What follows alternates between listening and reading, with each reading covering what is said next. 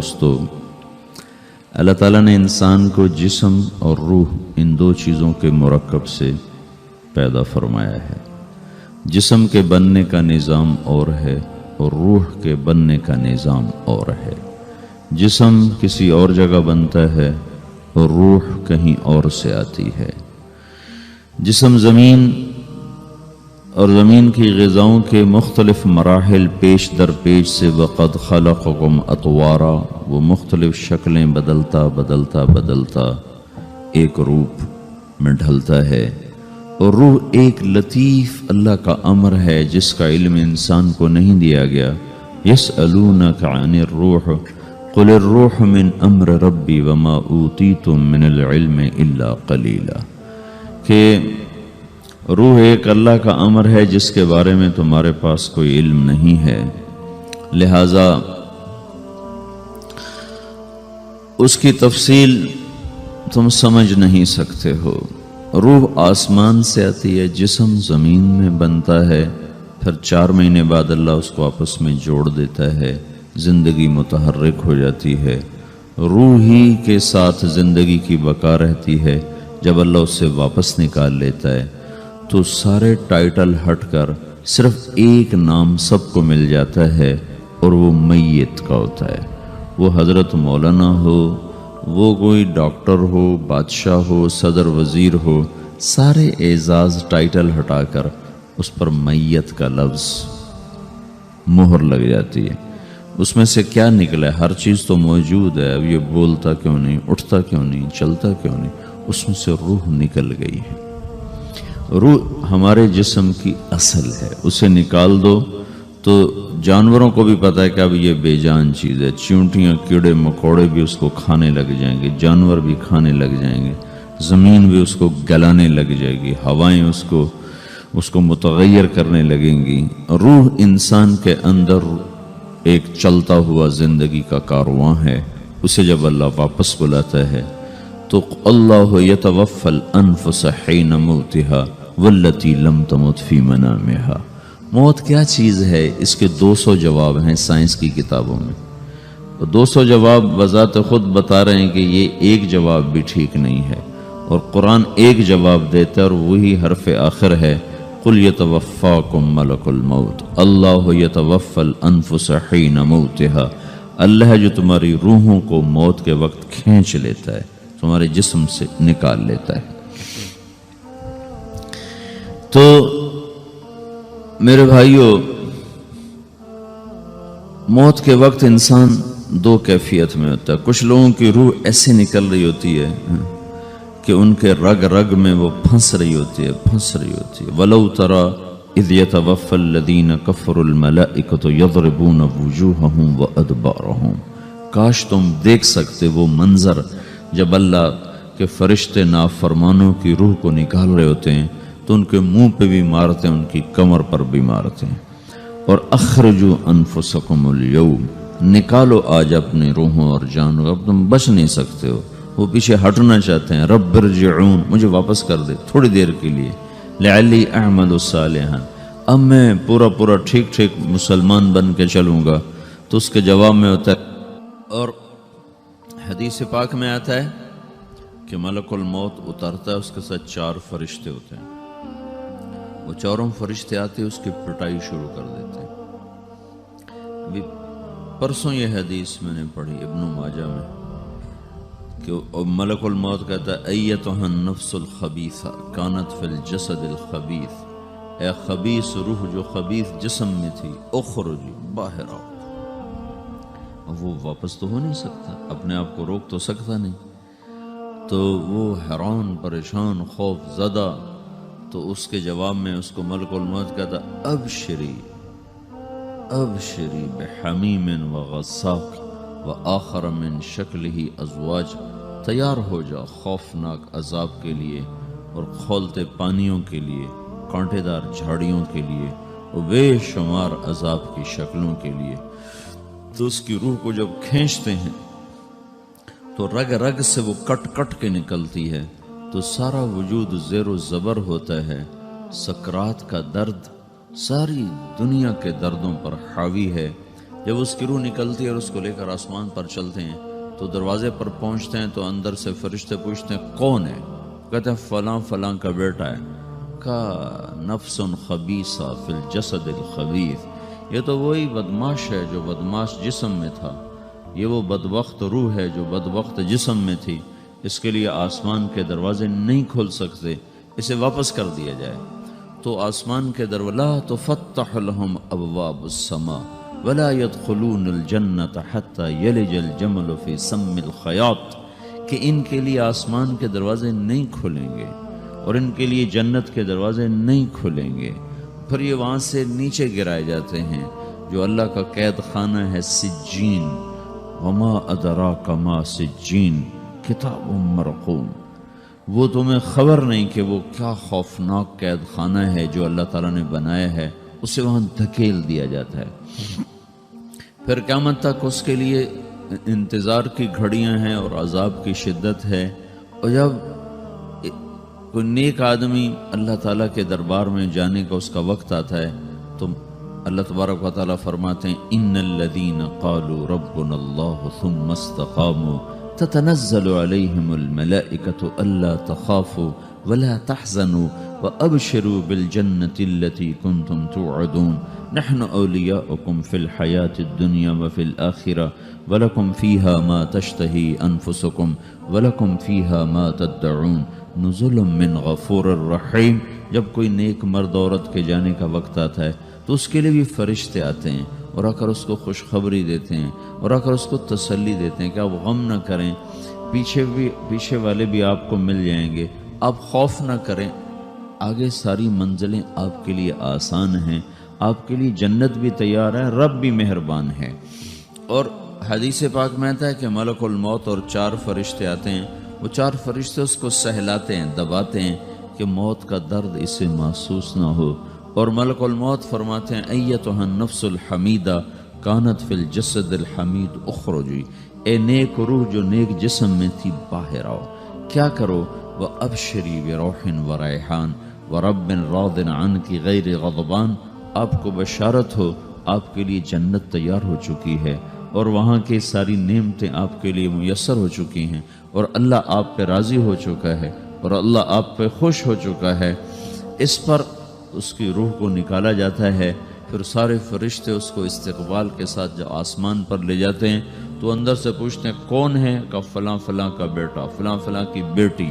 کہتے ہیں نفس حمیدہ فی جسد حمید، یہ تو نیک روح تھی جو نیک جسم میں تھی، مرحبا بہی، اس کو ہم سب استقبال کس کا کرتے ہیں، اور ایک دم آسمان کے دروازے کھلتے ہیں، پھر وہ پہلا، دوسرا، تیسرا، چوتھا سارے آسمان پار کرتا ہوا اللہ پاک کے عرش کے نیچے کے جا کر، مرد ہے یا عورت، وہاں جا کر سجدے میں سر رکھتا ہے اور اللہ تعالیٰ فرماتے ہیں ہاں اس نے ہمیں خوش کیا، ہم اسے خوش کریں گے، اور اس کو عافیت کے ساتھ وہاں آسمان میں، پہلے آسمان سے لے کر اللہ کے عرش تک یہ سب ویٹنگ روم بنے ہوئے جہاں اللہ اپنے اپنے درجات کے مطابق جنت والوں کو ٹھہراتا ہے، اور وہ انتظار گاہ ہے اور وقت ختم ہو جاتا ہے، لہٰذا انتظار کی جو تکلیف ہے وہ بھی ختم ہو جاتی ہے۔ وقت ختم تو انتظار کا احساس ختم اور ٹائم کے گزرنے کا احساس ختم۔ تو جیسے اصحاب کہف کو اللہ نے غار میں داخل کر کے تو غار کے اندر سے وقت کو نکال کے باہر پھینک دیا، باہر 300 سال گزرے، اندر آدھا ہی دن گزرا تھا۔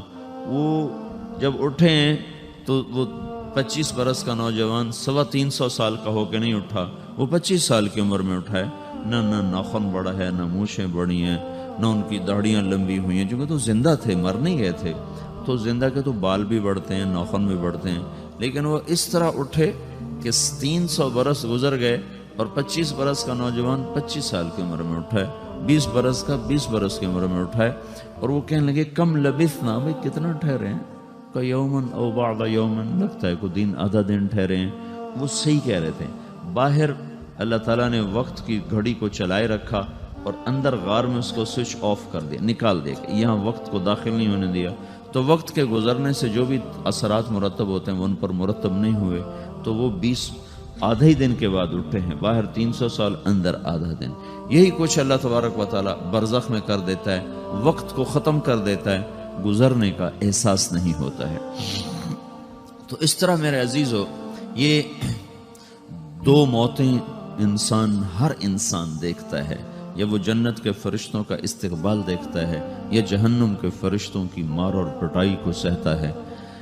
رابعہ بصری رحمۃ اللہ علیہ کا انتقال ہونے لگا تو انہوں نے رات کو فوت ہوئی تو انہوں نے اپنی خادمہ کو بلا کے فرمایا کہ کسی کو بتانا نہیں، جب میں مر جاؤں تو پڑوس میں 2-4 کو بلا کر نا میرا جنازہ پڑھوا دینا، اور جس کرتے میں تہجد پڑھتی تھی وہی میرا کفن بنا دینا، اور صبح بے شک لوگوں کو بتا دینا، میرے مرنے کے بعد میری میت کو رکھنا نہیں، فوراً دبا دینا.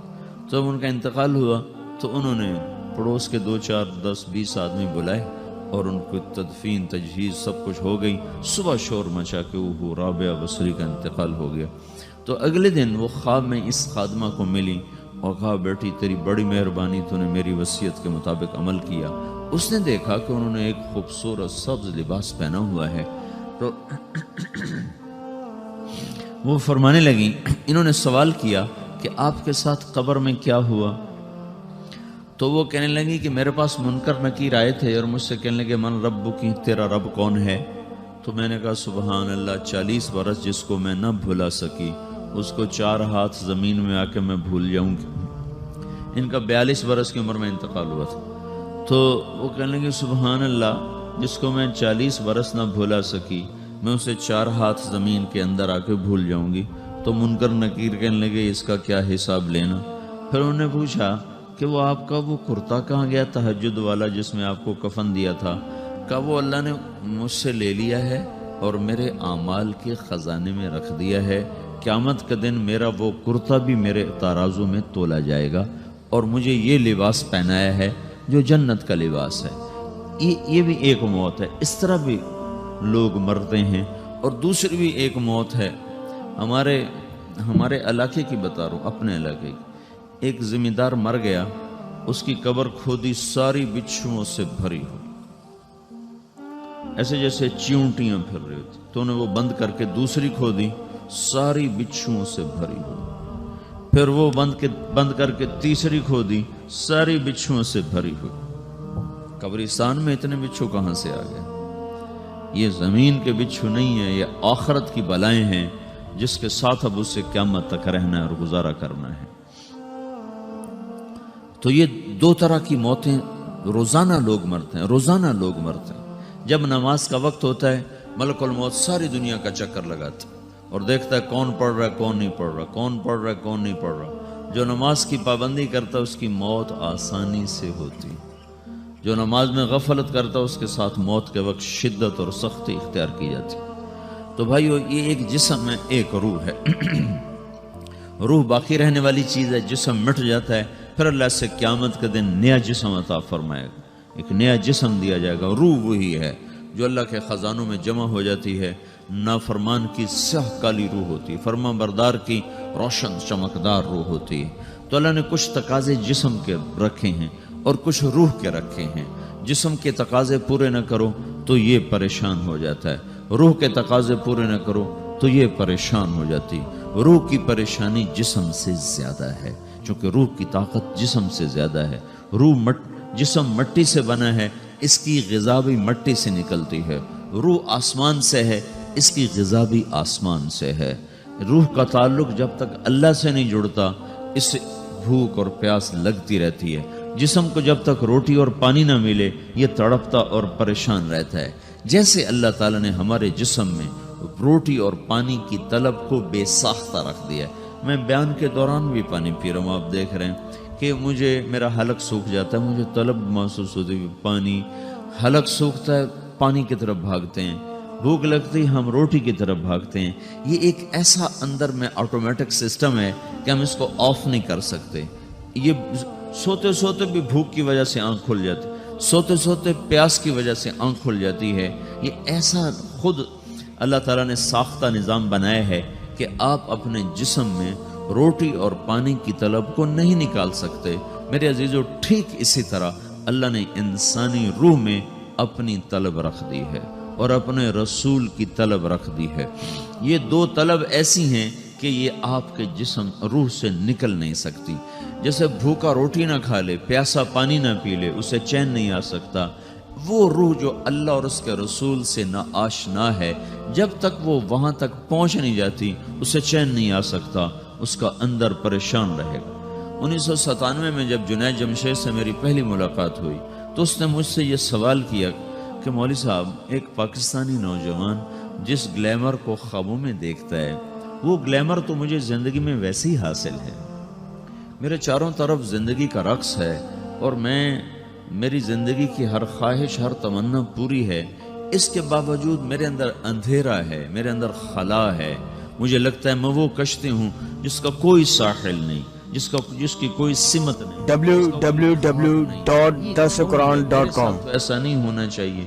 ایک عام لڑکا تو کہتا ہے ہائے کاش یہ ہوتا، اس کو وہ نہیں ہو رہا تو پھر وہ پریشان ہے، ہائے یہ ہوتا، ہائے وہ ہوتا۔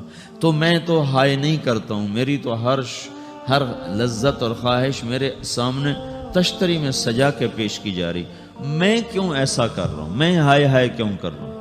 میرا اندر ویران کیوں ہے؟ میرے اندر میں خلا کیوں ہے؟ یہ وہی خلا ہے کہ وہ روح کی پیاس کو شراب میں بجھانا چاہتا ہے، وہ روح کی پیاس کو لڑکی میں بجھانا چاہتا ہے، وہ روح کی پیاس کو موسیقی سے بجھانا چاہتا ہے، وہ روح کی پیاس کو دنیا کی رعنائیوں میں 5 سٹار ہوٹلوں سے بجھانا چاہتا ہے۔ روح کیا جانے روٹی کیا ہے، شراب کیا ہے، پانی کیا ہے، عورت کیا ہے، موسیقی کیا ہے، گھنگرو کیا ہے، پائل کیا ہے، چھنکار کیا ہے، روح کو ان چیزوں کی کیا خبر؟ امریکہ میں ہماری ایک جماعت تھی تو 4 لڑکے 2 لڑکیاں، 4 لڑکیاں 2 لڑکے مسلمان ہوئے۔ تو ایک لڑکے کا نام رکھا تھا ابراہیم، اور اس کو جب پڑھایا نا کلمہ، انہوں نے کہا ہائے، انہوں نے کہا ہائے، وہ دونوں ہاتھ یہاں رکھے سینے پر، دل پر، کہا ہائے۔ تو ہمارے ساتھی ہیں ڈاکٹر اختر، وہ کہنے لگے کیا ہوا کیا ہوا؟ کہنے لگا جب سے ہوش سنبھالا یہ جگہ خالی تھی، یہ تیرے کلمہ پڑھانے پر بھر گئی ہے کہ میری خوشی سے ہائے نکل گئی۔ یہ جگہ خالی رہے گی، یہاں شراب نہیں پہنچ سکتی، یہاں نغمہ اور موسیقی نہیں پہنچ سکتی، یہاں تالے لگے ہوئے ہیں، یہاں تک کوئی آواز نہیں جا سکتی۔